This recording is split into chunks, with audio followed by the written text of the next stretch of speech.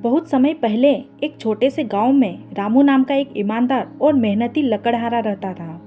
रामू का जीवन बहुत साधारण था, लेकिन वह जितना हो सके मेहनत करता था और कभी भी अपने काम में लापरवाही नहीं करता था।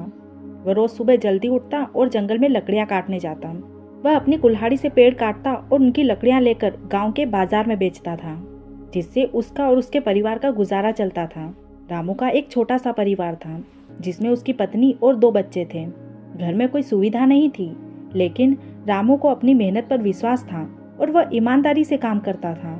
एक दिन रामू जैसे ही जंगल में लकड़ियां काटने के लिए पहुंचा, उसने देखा एक बड़ा पेड़ गिरा हुआ है।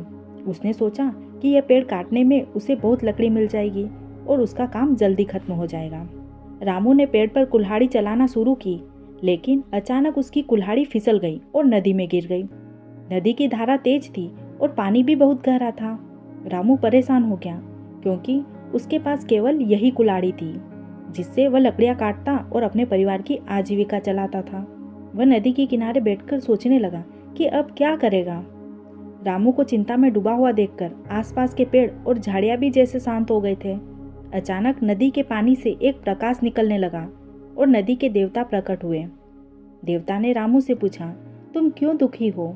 रामू ने सिर झुकाकर कहा, हे देवता, मेरी कुल्हाड़ी नदी में गिर गई है। यह मेरी एकमात्र कमाई का साधन है। अब मैं अपने परिवार का पेट कैसे भरूंगा? देवता ने उसकी बात सुनी और मुस्कुराते हुए कहा, चिंता मत करो, मैं तुम्हारी कुल्हाड़ी ढूंढ कर लाऊंगा। फिर देवता ने पानी में डुबकी लगाकर गहरे पानी में चले गए। कुछ समय बाद देवता पानी से बाहर आए और उनके हाथ में एक सोने की चमचमाती कुल्हाड़ी थी। उन्होंने रामू से पूछा, क्या यह तुम्हारी कुल्हाड़ी है? रामू ने कुल्हाड़ी को ध्यान से देखा। वह चमकदार और खूबसूरत थी, लेकिन वह समझ गया था कि यह उसकी कुल्हाड़ी नहीं है। उसने सिर झुका लिया और ईमानदारी से कहा, नहीं, यह मेरी कुल्हाड़ी नहीं है। मेरी कुल्हाड़ी साधारण लोहे की थी। देवता हैरान हुए। वह फिर से पानी में डुबकी लगाकर गहरे पानी में चले गए। कुछ समय बाद देवता पानी से बाहर आए। इस बार उनके हाथ में एक चांदी की कुल्हाड़ी थी। देवता ने रामू से पूछा, क्या यह तुम्हारी कुल्हाड़ी है? रामू ने इसे भी ध्यान से देखा और फिर कहा, नहीं, यह मेरी कुल्हाड़ी नहीं है। मेरी कुल्हाड़ी सिर्फ लोहे की थी और यह चांदी की है। देवता अब रामू की ईमानदारी देखकर बहुत खुश हुए। उन्होंने तीसरी बार नदी में डुबकी लगाई और इस बार एक साधारण लोहे की कुल्हाड़ी लेकर बाहर आए। क्या यह तुम्हारी कुल्हाड़ी है?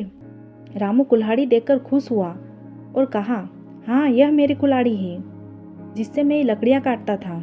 देवता मुस्कुराए और कहा, तुम्हारी ईमानदारी ने मुझे बहुत खुश किया, इसलिए मैं तुम्हें यह सोने और चांदी की कुल्हाड़ियां भी देता हूँ। यह तुम्हारे जीवन को आसान बनाएगी और तुम्हारी मेहनत का फल तुम्हें मिलेगा। रामू ने देवता का धन्यवाद किया और खुशी खुशी अपने घर लौट आया। उसने सोने और चांदी की कुल्हाड़ियों को बेचकर अपने परिवार के लिए एक नया जीवन शुरू किया। अब वह पहले से अधिक खुश था, क्योंकि उसे अपनी मेहनत का सही फल मिला था। रामू जानता था कि ईमानदारी ही सबसे बड़ा धन है। दोस्तों, यह कहानी हमें सिखाती है कि ईमानदारी का फल हमेशा अच्छा होता है, चाहे परिस्थिति कैसी भी हो। झूठ और धोखा कभी लंबा नहीं चलता, लेकिन ईमानदारी से किया गया काम कभी विफल नहीं होता। रामू की कहानी तो यहीं खत्म हुई, लेकिन हमारी कहानी कभी खत्म नहीं होगी। अगली कहानी जानने के लिए चैनल को सब्सक्राइब करें और बेल आइकन दबाएं